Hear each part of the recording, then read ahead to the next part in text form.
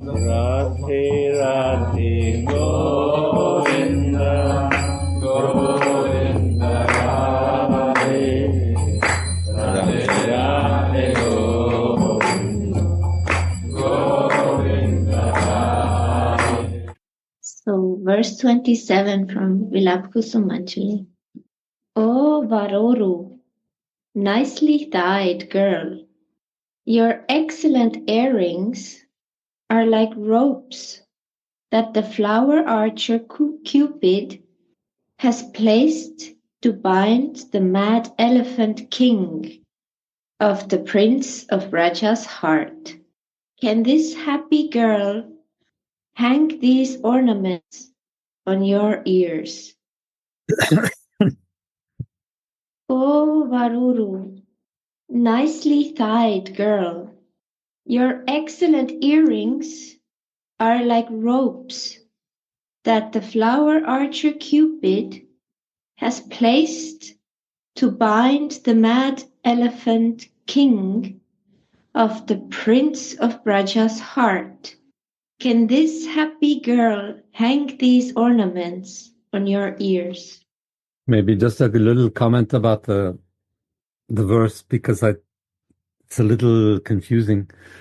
So it says Goshendra Bhutputra, so the son of the king of the goat herders, son of the king of the goat keepers. So the king of the goat keepers is Nanda, the father of Krishna. So we're talking about Krishna. This is Krishna. And he's not actually Mad Elephant King, or he's not king of mad elephants, but he's acting like an elephant with a drunken mind, like it says Madachita. So his mind is crazy. And he's an elephant. So this is the way, as we all know, men conduct their love affairs, like clumsy, big, mad elephants. And his emotions are all over the place, and he's breaking down trees and stepping on plants and making a mess of everything with his feelings. And so Tulasi is going to put a ornament on the face of Radharani, and this will focus him. This will calm him down, and this will direct his heart exactly where it needs to be, namely on her. Sri Raghunath Das, who suffers separation from his beloved deity, experiences the gradual service of the embodiment of Mahabhav. Namely Radha, right? We agree. Yes. He's serving the embodiment of Mahabhav, who is Radharani. And also gradual service. Yeah. Very nice. That's really very nice. Let's stop. That's a very nice meditation, my dear. That it's not sudden. It grows. And it grows for all of us gopis. As we gradually go deeper into ourselves, then we realize ourselves as servants of Radha, and this is a gradual process. Like Gurudev says, slowly but steadily. I think he quotes Prabhupada with this. After Tilak and Shringar, he puts on her earrings in this verse. It is the nature of Mahabhav to make Krishna happy by playing with him. Only Mahabhav contains all the ingredients to awaken Braja Raja Nandana, Krishna's desires for Shringar Ras, and to fulfill these desires as well. So there's the two words Shringara Ras, and Shringara. And Shringara is just the, jewelry, the ornamentation.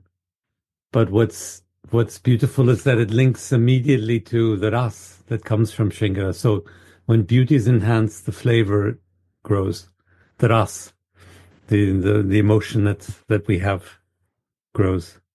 So there's this perfect connection between the outward appearance of Radha, which is made more we would say in material consciousness, just made more physically beautiful by Tulasi putting on the jewelry and the makeup. But we know that this means that inside it's her beauty that's growing. Everything that's on the outside of this so-called body is not material. It's a spiritual body. And so it's her soul which is becoming more beautiful in preparation for and in thinking of meeting her Krishna. Her beauty grows forever, always new. Radhe Radhe. So by Buddha Prabhu's sharing, one inspiration come. So putting Shringara makes Radha beauty because Manjari putting feeling with Mohan to Radha, which Lila happen, which Lila will happen. This is real Shringara, give Radha more eagerness. Then Radha become more shiny. Not by jewelry, with jewelry. That's why Manjari need to know her feeling properly. And the Manjari putting Shringara means her feeling. Then this feeling by Manjari putting, then Radha shining. Then who will taste it? Mohan taste it. Manjari serve Mohan through Radha, then makes Radha happy. Not only Shringara, Shringara Radha. Thank you for the love and Kishori. Very beautiful sharing. Radha. Only Mahabhav contains all the ingredients to awaken Raja Raja Nandana Krishna's desires for Shringar Ras and to fulfill these desires as well. Now follows a quote from Chaitanya Chaitamrita. Say Mahabhava Chintamani Sara Krishna Vancha Purna Kore E Karya Yara. This Mahabhav is the quintessence of the Chintamani jewel of love, whose only duty is to fulfill Krishna's desires. Right. So duty, it doesn't say duty in the verse. Duty is a Western moral concept that we don't have here. What it says in the verse is that she exists, the purpose of her being, the purpose of her existing is to fulfill these desires.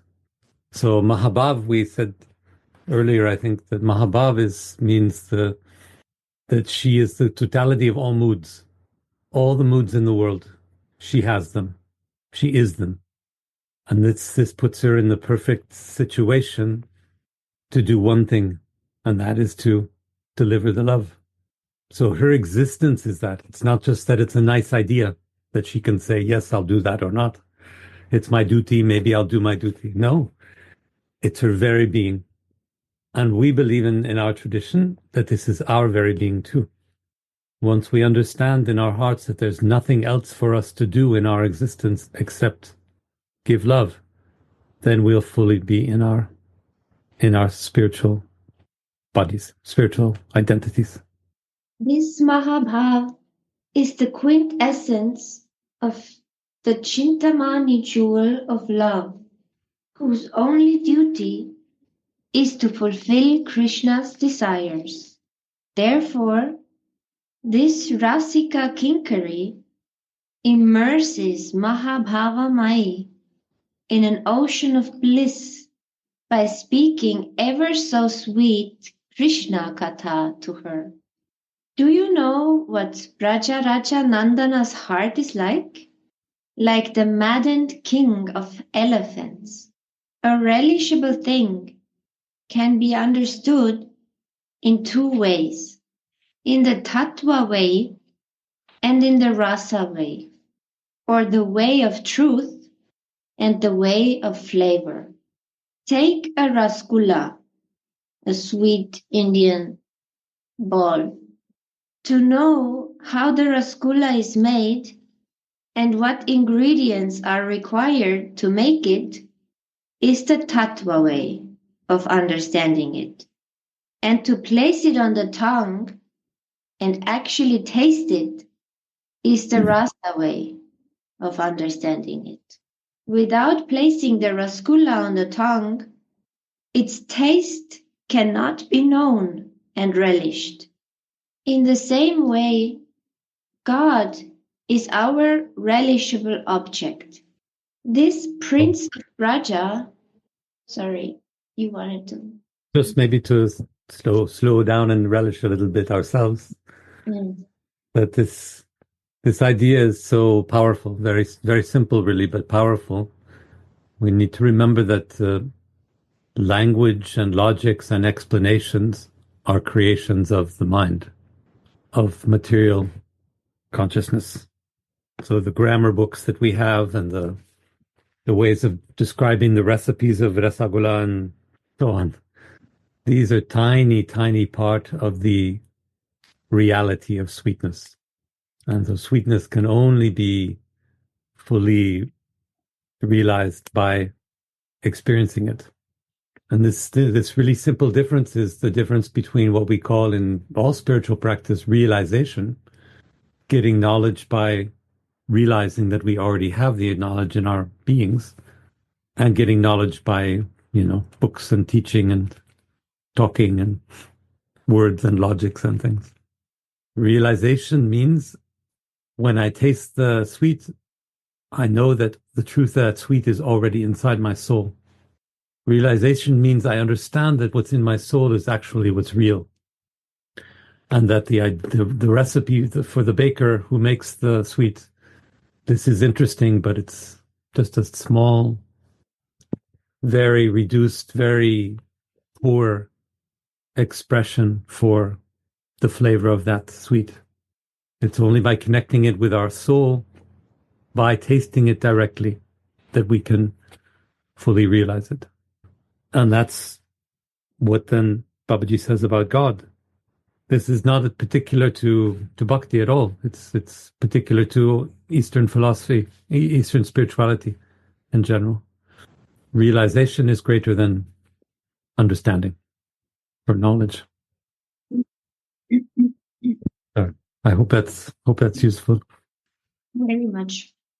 This Prince of Braja is himself the full manifestation of non-dual truth, the abode of full opulence and sweetness, and transcendental relish personified. The Upanishads therefore call him Rasovaisa. He is he's taste. I'm sorry. I was just going to say, I'll bet Ram Das could explain this nicely for us. What? Rasovaisa? And the Prince of Raj is the full manifestation of non-dual truth. Aha, Tattva. Tattva. Actually, what I wanted to add to this, what you said previously about the language, I mean, I agree with this, but the tattva of language is more than this, because we have Nam Tattva. Yeah.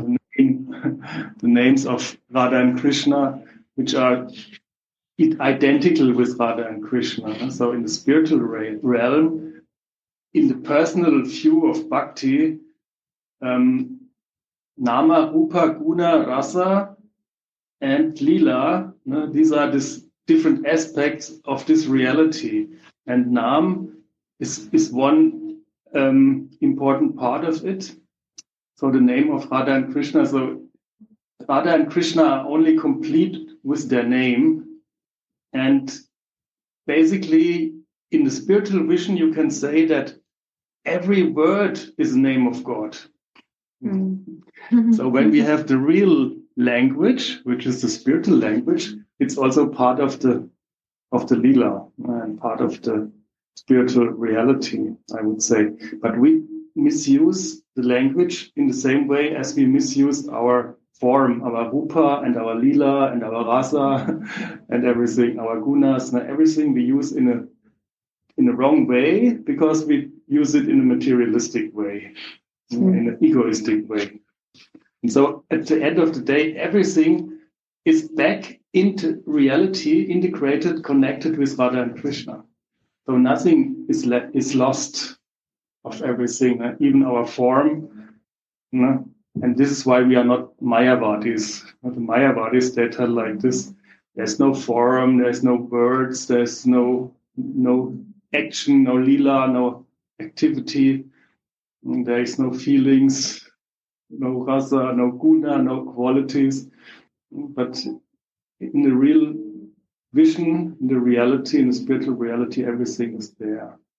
And maybe in this way also we can say this is this non-dual truth, because all the things fall into place and are not anymore part of a dualistic system which distracts or separates subject and object.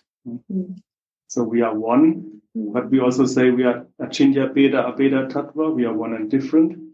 And that's important, this difference also, because only with this difference, all these things are possible, like Leela. When there is not two people, how they can dance, how they can sing, also Nam Tattva singing, how they can have a relationship with Sambandha.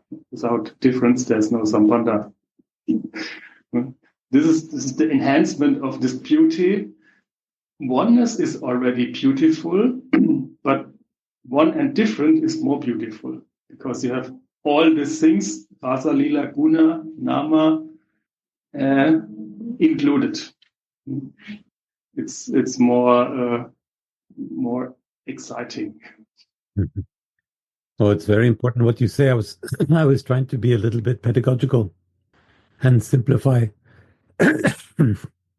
by making the difference between God as rationality, arche and logos, the beginning of the Abrahamic religions, which say God is logic, God is a word.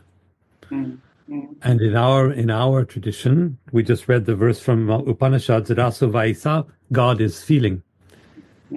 So I want to just say in a really simple way, even though everything you said is important and true, I just want to say in a simple way that the great originality of bhakti and in fact Indian thought, Eastern thought, is that God is feeling. The nature, the foundation of existence is feeling. It's not talking. It's not explanation. It's not law. It's not rationality. It's not these things. So, and then we have to come back to the question of God is a name. God and His name is non-different. That's true. That's something to discuss. But I think deeper and more important is just to realize that when we're trying to do our research in spiritual path, in spiritual practice, it's towards understanding that God is feeling, and that the nature of our soul is to feel and not to explain. Yes, I think it's both, I agree totally. This is the feeling, this is the reality. And it's an important thing that in this Bhakti tradition, this feeling, this ras, is so much emphasized. It's really the essence, the essence of everything, and it's the only reality. But also what we are doing now, talking, it's also logic and reason or intellect, and putting things together in a structure and explaining it, understanding it. And I think we can also rehabilitate, maybe is the right word, also bring back into reference and favor this part of ourself or of this mind, this intellect. It also helps. I mean, it's maybe the tattva part then, it's not the rasa part. I think a lot about this word of logos, how it's really meant, or reason, also what we translate into English reason. In German, it's Vernunft. And the good philosophers, they understand it as becoming yourself, becoming real. This is what they mean with this understanding myself and being liberated and getting back to truth or finding the truth. So it's tattva, but it's also a part of the whole story. And so the things which we call it today, or how we understand it today, like thinking and logic and stuff, it got a specific tendency in due course of time, but I think this is already a misunderstanding. But I agree totally that's basically something which is not so important, because this us is the main thing. This is the real essence and feeling, and this is what gives us our soul realization. This is why we are living, and this is what comes out from this exchange with Radha and Krishna, this feeling. And through this feeling, I think this realization, who am I, starts. Everything reveals then.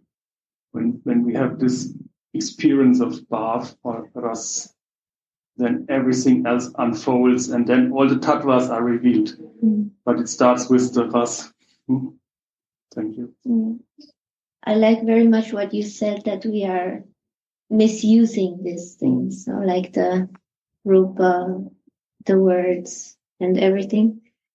And what you're saying now, that this tattva will reveal itself, I feel has so much to do with the grace of Gurudev. Like, there are so many practitioners who are really practicing and studying and everything, and I come from my material life and get the chance to feel something, which is the most important, but without any studying and learning, only because my Gurudev showed me how to use the different parts in the right way, gradually. Yeah, it starts by love, actually. It's also my experience, also with Gurudev Sadhu Maharaj. His love is first, and then all these other things, the knowledge, the jnana, is revealed then. So first Gurudev puts the rasgulla on the tongue, and then slowly we can learn how to make it. This Prince of Braja is himself the full manifestation of non-dual truth, the abode of full opulence and sweetness, and transcendental relish personified. The Upanishads, therefore... No, sound just stopped.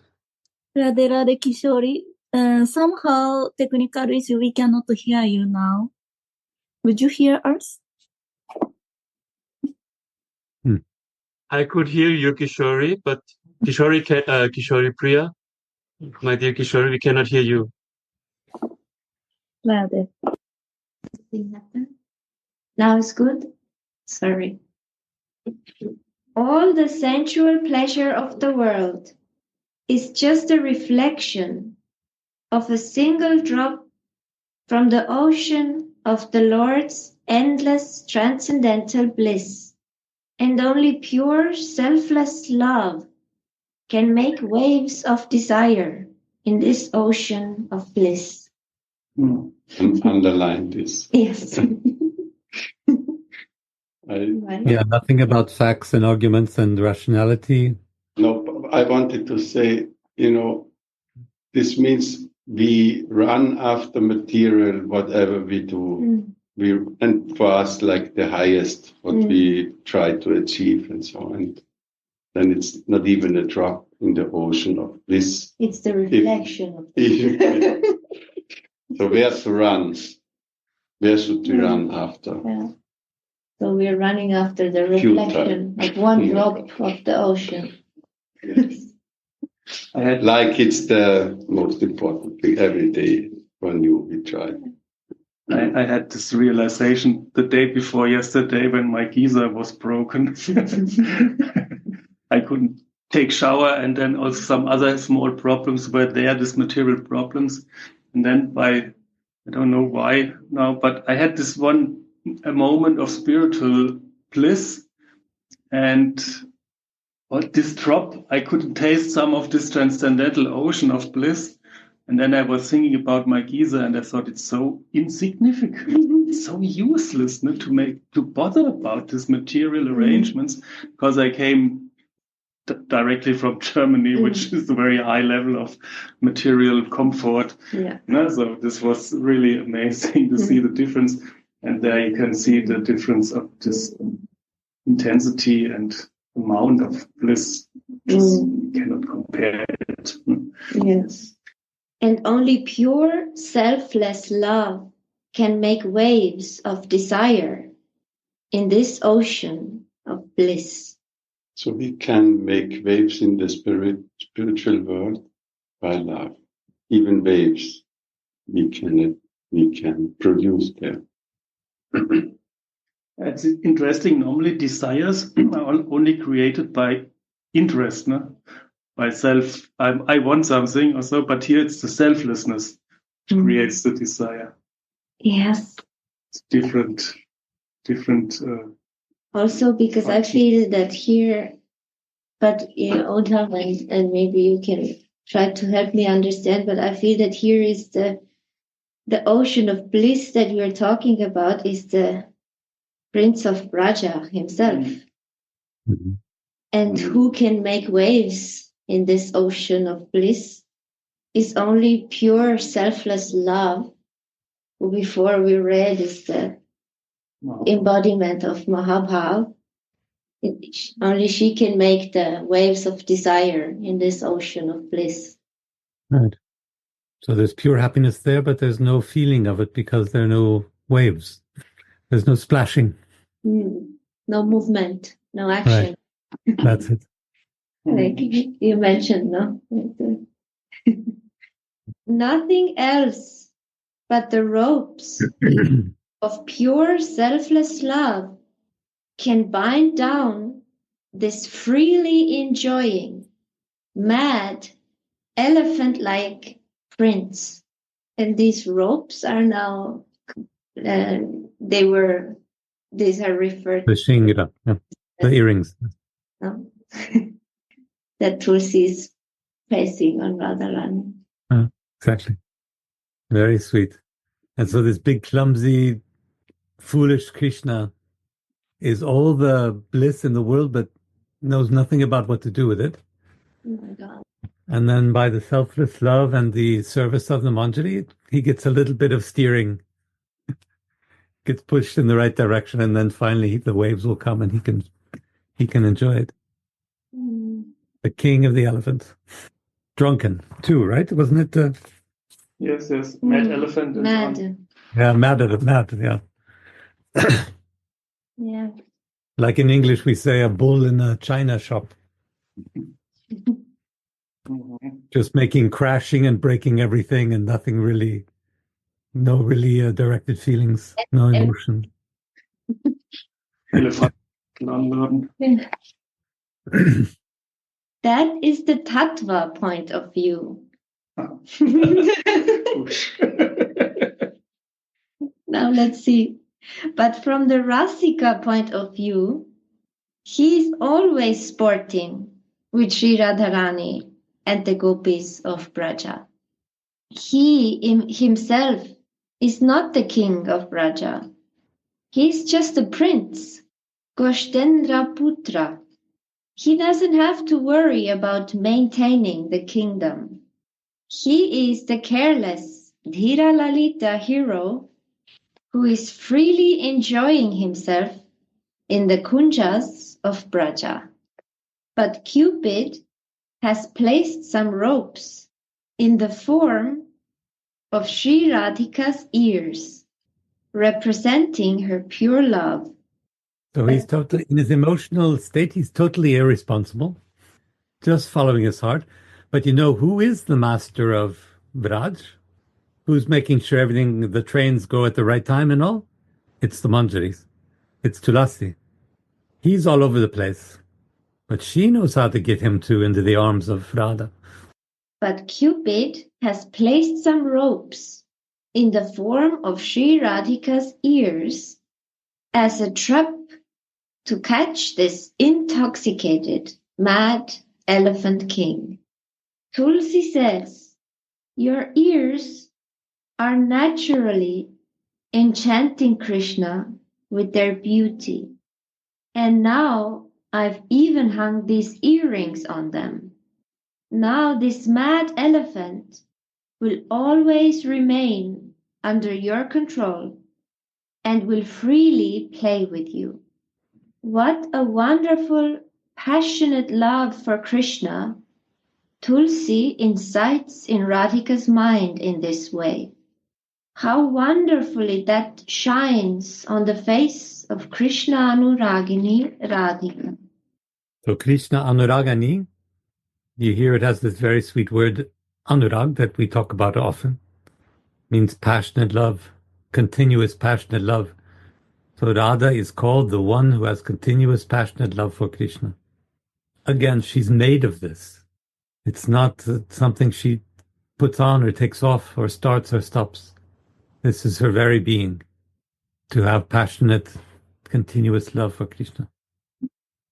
I don't know if I say it too often, but it's so easy for us Westerners to think of these figures as people, that do what they want and live their lives, and then they fall in love with Krishna or somebody else. But this is not figures in the spiritual plane. So Radha's just not just a beautiful woman who falls in love with Krishna, and maybe next week she'll fall in love with somebody else. No, Radha is made of pure love for God. That's her complete 100% being. There's nothing else her body does except love God, except love Krishna. So these words like that remind us, Krishna Anuragini, that there's nothing else. She doesn't like to go horseback riding and then love God. No, it's just loving God, nothing else. She's made 100% of that. Radhe. So, may I share about the earring? Just now, Uta Prabhu said, Krishna Anuragini Radha. What does it mean, ear of Radha? Radha won't only listen Krishna. She's totally one point. So I put in earring means Radha won't only to listen about Krishna. Then see this, Mohan feels happy because how Radha have pure love. This is the meaning of earring before Gurudev sharing to us. Then now Uta Prabhu open this treasure. Krishna Anuragini Radha. This is the sign how Radha is one point to Mohan. Radha. I have one question, I think, or something that I tried to understand. Because before we were reading this sentence of the ocean of bliss and how the waves are created by the selfless, pure love, and I felt like we went so deep into this beautiful pastime, and then the sentence came, this is the Tattva way. And now the rasa way comes. And until now, I've been like trying to understand what about this was the Tattva way. And so I feel like I need some explanation, or maybe to try to share a little bit more to understand the difference. So I feel like, like the explanation of the bliss, the ocean of bliss, and how the waves can be made in the spiritual consciousness or in the spiritual realm only by pure love, and how when we are in this material consciousness, we are doing sense enjoyment, which is only the reflection of only one drop of this. So this is like the explanation of what is going on. But what we see there is the lila, no? Like if we go in. So I feel it is, as you can see from my talking, it's not so clear. So I think if you could share a little bit more on this point. But for me, after this, the words became more powerful. Like after this point, it really shook me. And also the words now became so much more powerful. Like also, what is the meaning of Krishna is the careless Tira Lalita hero? and like Uddhav now emphasized the word Krishna Anuragini Radhika. So it for me somehow links to the point which you said before, that all these 5 things are ingredients of that. So like the words can bring you so deep. But it's also referred to what I meant, that we also are doing tattva while we are talking on it. And it now came out that it was tattva, what we were doing. Like this is the waves and this is the material understanding. Like, and so understanding. Everything is understanding and considering this logical or the tattva structure of the thing, how it is linked together, the material and the spiritual and rasa and not rasa and so on. And then when there's this sentence, and now comes the rasic way. But from the rasika point of view, he's always sporting with Sri Radharani and the gopis. Now it starts that we only see the lila. And we see and feel Radha and Krishna, how they are engaging with each other. This is now very personal. It's not explanation. It's not reason and logic. It's only focusing on this smaran, always sporting, with Radharani and the gopis. And well, then he himself is not the king of Braj. He's just the prince. He doesn't have to worry about maintaining the kingdom. Okay, this would be then Aishwarya Bhav, maintaining the kingdom. He's the careless Dhira Lalita, so he has not to think about anything. He's totally free, completely in his ras, in his feelings, who's freely enjoying himself in the kunjas of pure love. Kunjas of Braja. Of Braja, okay, that's jump. Radhe Radhe. Good morning. Good morning. Morning. Just one thing came to me. I think this is a very deep verse, and actually, what now Kishori was reading, and all of you were sharing about, that Krishna is that intoxicated elephant. He's Dhira Lalita, and he's trapped by, the beautiful ears of Swamini, and Tulsi incites those feelings. It's actually this explanation is the composition of the Kam Gayatri mantra. So if we meditate on the Kam Gayatri mantra, we will see that all these ingredients are actually present. Krishna is totally, he's actually, as Uddhava said, he's only like bound, and he can only be, put to the ground by the selfless embodiment of Mahabhav Swamini.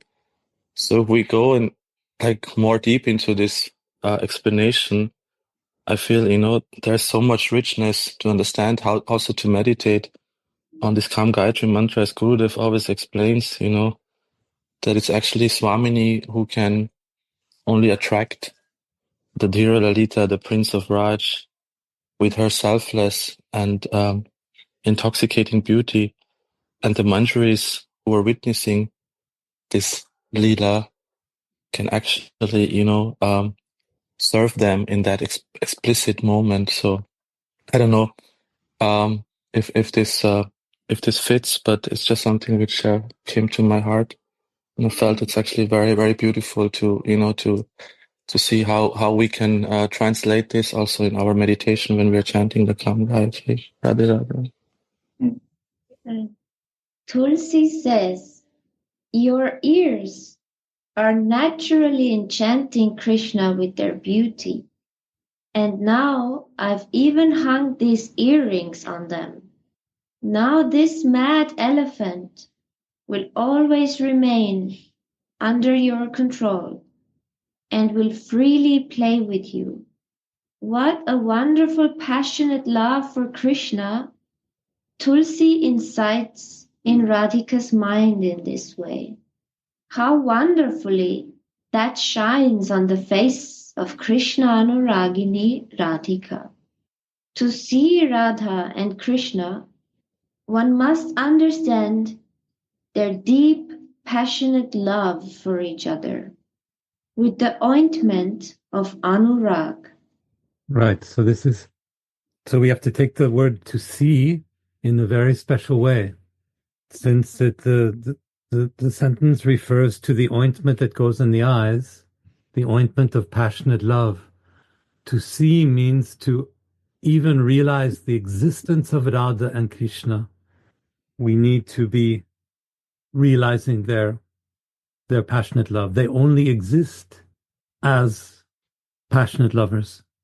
To have any kind of realization of what they're doing, we must realize that their relation is one of love. Their existence is one of love. That's how I read this, to see.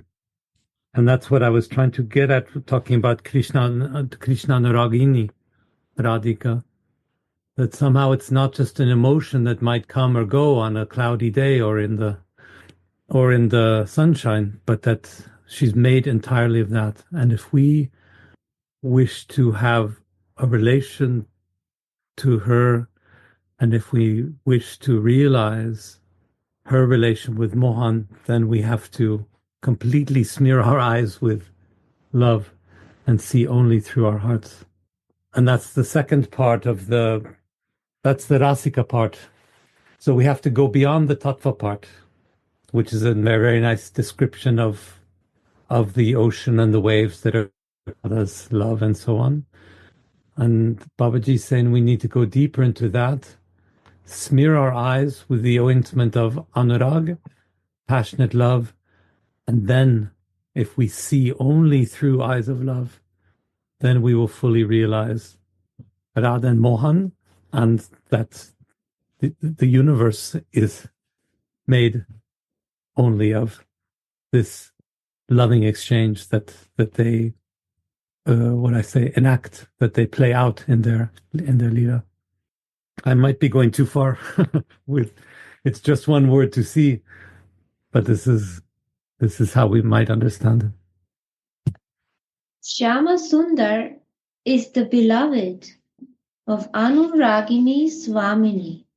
That's to be experienced. Their names, mantras, and Gayatri. Well, that links nicely to what Gopinath Pai said now. And here is also, that's to be, not to be understood, but to be experienced. The sweetness of all this becomes revealed through the sadhaka's anurag. Mm-hmm. A devotee who is fixed in smarana should take special care of that. This is the feeling, no? Then the anurag. Also, we can have this passionate love. Calm, transcendental calm. Shri Radhika enters into Nandishvara town in the morning. Now comes the lila. Once you are fixed in smarana. This is then rasa, we are in lila, in smaran. Shri Radhika enters into Nandishvara town in the morning to cook for Krishna. And Shyam is already standing by the town gate to watch her passing by. The Sakis show her, hey, look, there by the town gate is Shyam Sundar. As soon as Swamini hears this, she naughtily pulls her veil in such a way that her face and some of her other limbs become slightly exposed. The thorns of Braja are also servants of Shri Radha Madhav. Srimati steps into one such a thorn, and the maidservant helps her by pulling it out of her foot again. Swamini uses this opportunity to look at Shyam Sundar once and to show him her face. All this is done for Krishna's pleasure only. Therefore, there is so much anurag. So this is the selflessness, how Radharani is acting. And also, he mentions this word naughty.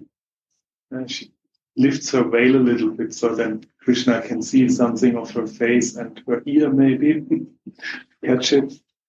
And this is the mood also of Radhike, this naughtiness. It's called Rangili. And Rang actually means color originally. But Rangili is this naughty behavior of Adichu when she is teasing Krishna or when she is the active part in the love play. And this is so overwhelming for Krishna. I like it so much. It's the best. Okay, Radha, if I can share, there's some beautiful nuances to this Leela when Radharani goes to Nandishwar to cook for Mohan because, she's the only one Mother Yashoda wants to come and cook for her Lala. So during the daytime, it's very difficult for Radha and Krishna to meet, right? It's nearly impossible because there's so many eyes around them, on them. But this is also the moment when a lot of secret messages can be exchanged, right? It's a very a very special time when she enters the home because there all the elders and everyone is watching them. But we've seen also in Vilapa Kusumanjali there's so many episodes where communication takes place, and now when the Rani is walking on the steps and Mohan is standing there, this is a very rare moment in daylight to exchange and communicate, right?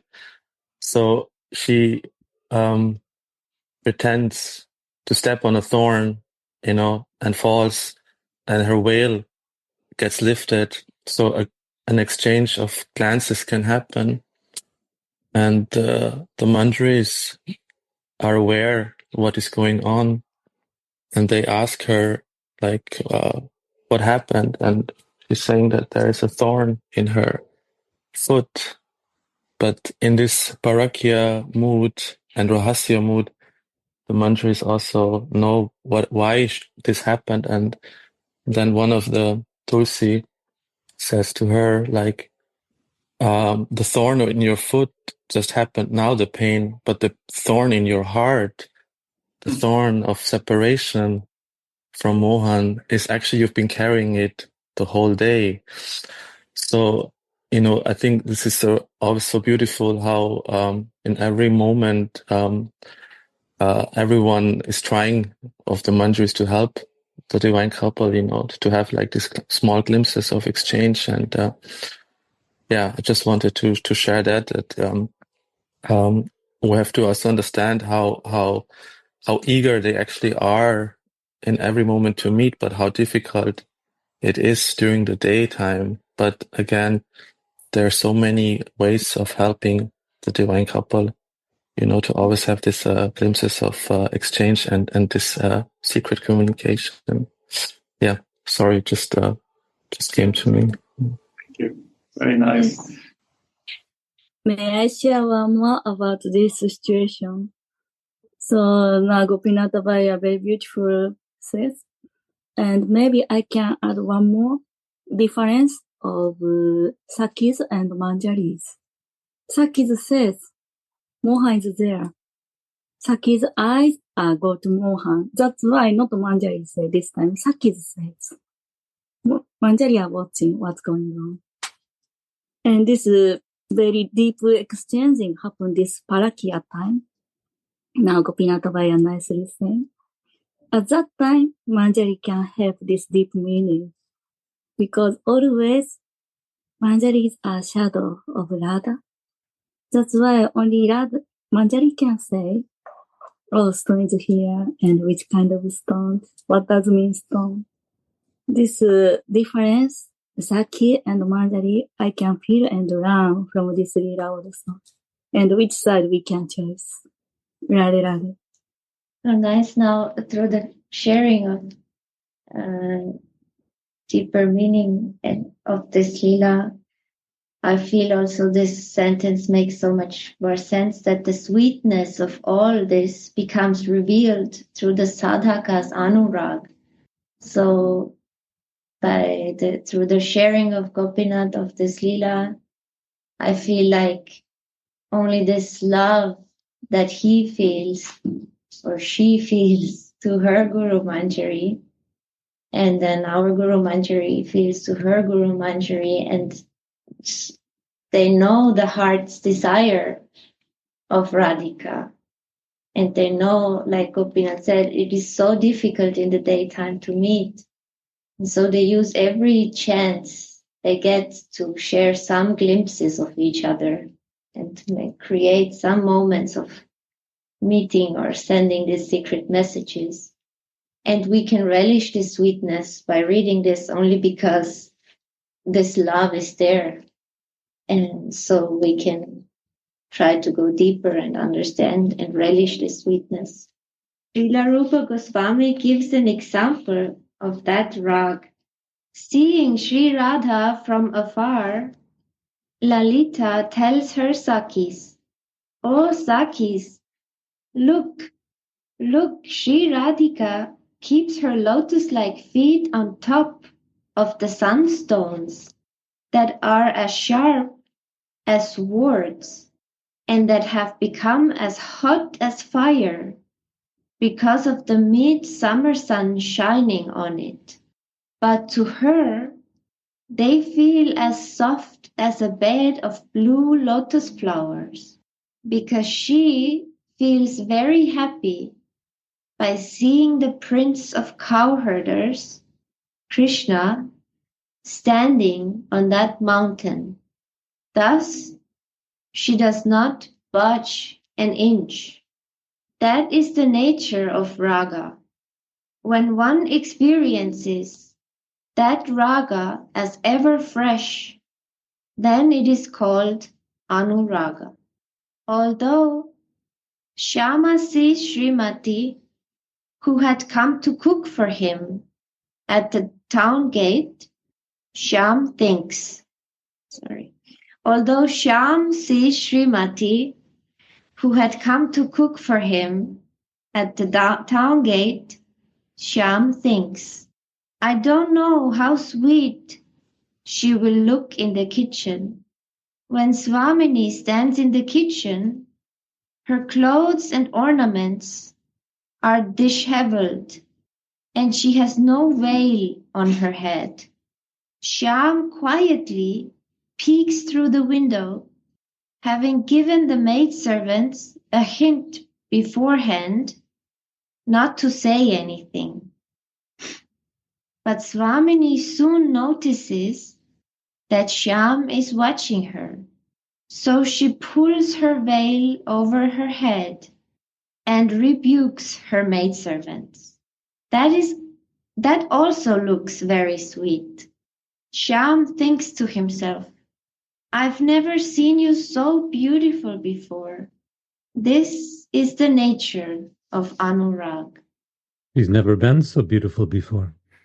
It's always fresh, and you can see in this Leela, which is a very tiny part of the whole day, this scene when she starts cooking and how we can elaborate on it. It's endless. So many contributions were there already in this one glimpse only. And then again, you can go deeper, how this veil falls off from her head and how she's sweating, and Krishna is gazing at her. I mean, it's a whole universe opens then after some time. You can enter deeper and deeper into this one scene only. This is only some seconds, so to say, from the whole day of Leela, which is going on all the time. This is endless ocean again. And I think it's really a huge chance for Radha and Krishna to see each other in this moment, in this environment with the social control and the elders around, and Mother Yashoda is there and different other people from the family. And they should not reveal their relationship there, but they can do these small things. And Radhika is engaged in this cooking, for Krishna. And then she starts sweating and her dress is disheveled and hair's hanging around loose. You go into the scene, very tiny scene basically, but it's huge also. Then every movement becomes a dance. Yes. And they also communicate not by words but by glance, by movement, by gestures, by mimic. In this way, Krishna's mother, father, friends, and servants also all nourish the sweet rasa of Radha and Mohan's pastimes. All of them are required for Krishna's sweet pastimes with Sri Radha. This is the meaning of Parakya Bhav. All these things are put in their way, rules and regulations and social norms and even practical obstacles, all with one purpose, to increase the desire. So Parakya Bhav means transcending, love that transcends all obstacles, all concrete hindrances, all material or subtle rules, all social norms. Their love is so great that it goes beyond all these. And every time something pops up that might block the way, they transcend it and their love grows more. Yes, it's interesting that it's not just that the love transcends all obstacles, but that the obstacles are necessary. Yeah, exactly. For They play their part. What was the line that they're required? Yes. So nice that you say that, exactly. They're required. So everything is good. There's nothing bad. But still, just like I'm sorry to make a big hop, but just like the obstacles on our spiritual paths in material existence, put up obstacles. These are required for our spiritual growth. They're not evil, like Ramdas says. They're not evil. No. They're lifting us. Yeah. Everything is part of the lila. That. But maybe there are some shortcuts sometimes. Well, and then it's always surprising, ever fresh. Yes. You never know what obstacle comes next. This I didn't expect. Unexpected. Tulsi hangs the earrings that enchant, even mind enchanting Krishna, on Swamini's ears. When Tulsi hangs the earrings, she notices that the earrings illuminate Radhika's golden mirror-like cheeks, and the cheeks illuminate her earrings. Tulsi slightly smiles and says, Shyam's mind is like a mad elephant that will be completely subdued by you. The beauty of Sri Radhika's cheeks and earrings is described in detail in Govinda Lilamrita. Sri Radha's cheeks defeat the luster of golden mirrors, and they are like two ponds full of nectarian elegance in golden soil. There are two golden lotus buds hanging on them from her ears, her earrings.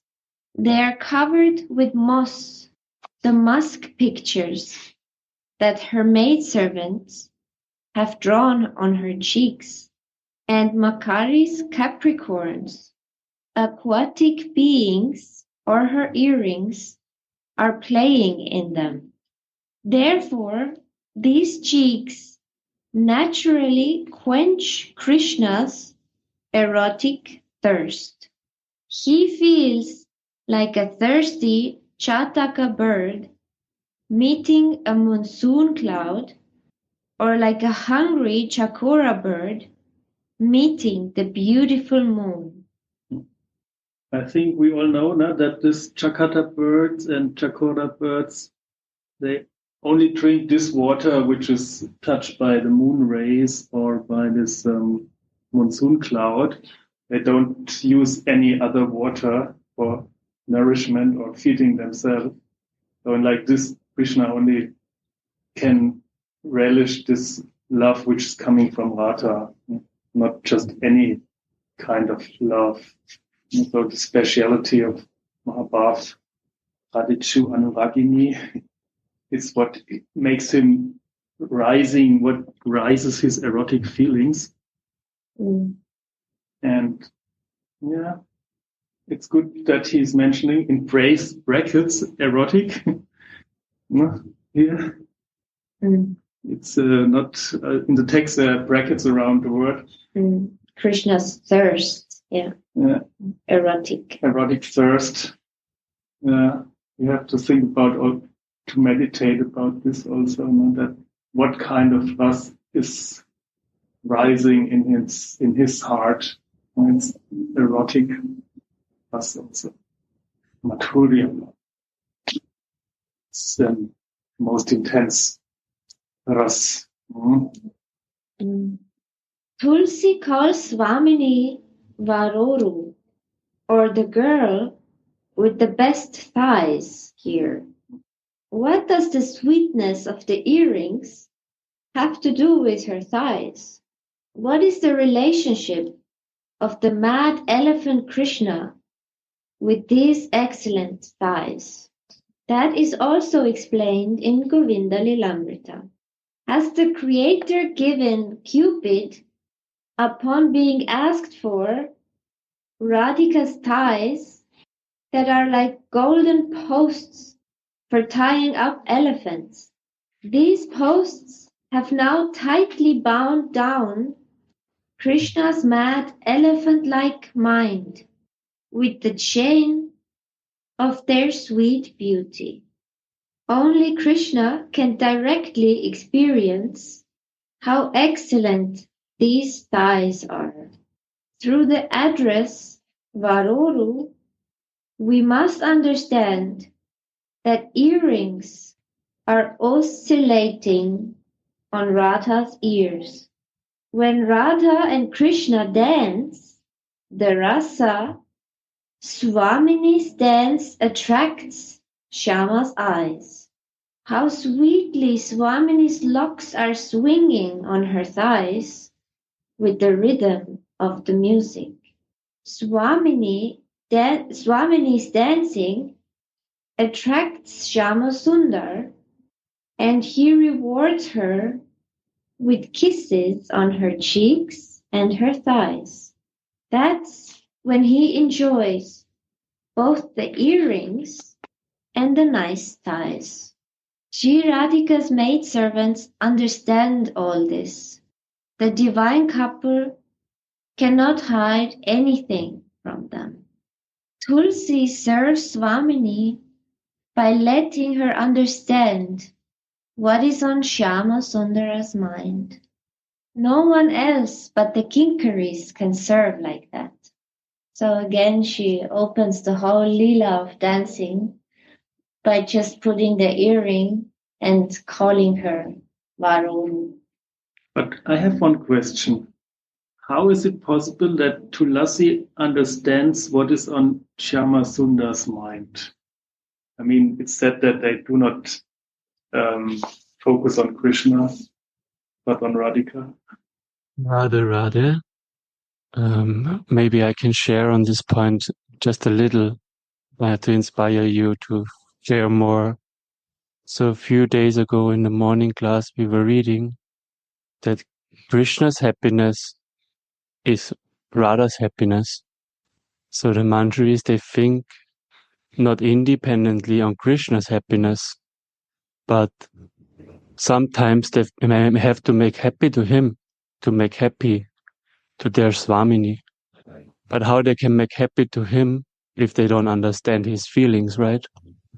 So to make happy to the Swamini, then they have to make happy to her Mohan, not independently. Like Gurudev sometimes used the example, like if you have a good friend, and this friend, he has a dog or a cat or anything he has, you will take care of it because it belongs to your beloved. You will bring some snacks, and in this way, your beloved will be very happy that, oh, you bring something for my dear ones. So I just wanted to share a little bit on this point. So because Krishna is in Radhika's heart, then the Manjuris want to be also in Radhika's heart.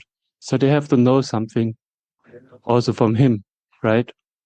Maybe somebody can say something. I don't know. This just came. Thank you. And also in this case, matching very nicely to what you just shared, they know what is on Mohan's mind. It's the thighs and the beauty of Radhika. So that's why she calls her Varoru, because that is the thing that will make Mohan happy, that will then make Radhika happy. So it's maybe pretty obvious what is in Shamasundar's mind, in Mohan's mind. But the point is that Tulsi serves Swamini in telling her this. Yes. So asks Swamini that, okay, I have to do like this. Varohu. That's what Krishna is relishing. Also intensifies. And also this is this innocent aspect of Radhichu. Maybe she's not aware so much about what is Krishna's pleasure. Sometimes I think she's very much aware, like this naughty lifting of the veil. But on the other side, she's also very innocent. And then the kinkaris and the gopis have to tell her what to do and help her to increase that part or that things which nourish and give pleasure to Mohan. Yes, and also increasing her feelings, because these are very intimate pastimes. And when she says Varoru, just this one address is not only saying or addressing the thighs and the dancing, which makes the locks and the earrings move and jingle and everything, but also this reminds her how Mohan is kissing those thighs. And this is so intimate. No one else can speak about this because no one else have seen this when they have this loving pastime. So again, at the same time, she's increasing the feelings of Swamini. So intense. In the previous verses, they made tilak to increase, then they made the red dots to increase. Now she's putting the earrings and telling this word to talk about the thighs. So it's like, how much can it increase? Endless. No one else but the kinkaris can serve like that. That is the supreme goal of the Gaudiya Vaishnavas in the age of Sri Chaitanya Mahaprabhu. All this can be understood by following in the footsteps of Rupa and Tulsi Manjari. Swamini asks Tulsi, if my ears are anyway so beautiful, then why do you bother hanging earrings on them? Tulsi says, you are that Varoru, nicely thighed girl. Swamini slightly smiles and says, Tulsi, have you remembered all this? The explanation of Varoru given above. Tulsi says, simply by serving you even a little, I was able to remember all this. This is the clue, no? Let me tell you something. This is not the tattva, no? Having all the knowledge about whatever happens, Varoru and stuff. How do you not remember all this? simply by serving. This is the action. And this is the ras part also, and lila part, and the love part, the loving service, the bhakti, and then all the jnana is revealed afterwards. This is really the right sequence. It's an experience, and it's not mental speculation or knowledge. Shri Rasika Chandra Das sings, "Oh, nicely thighed girl, oh, enchantress of Krishna, your playful ears are like Cupid's binding ropes that find no match in this world. The mind of Hari, the prince of Braja, is like a lusty elephant that is easily caught with these two beautiful ears. When can I blissfully hang the best ornaments on them?" Jai Ho. Jai Shri Radhe. Radhe Radhe Go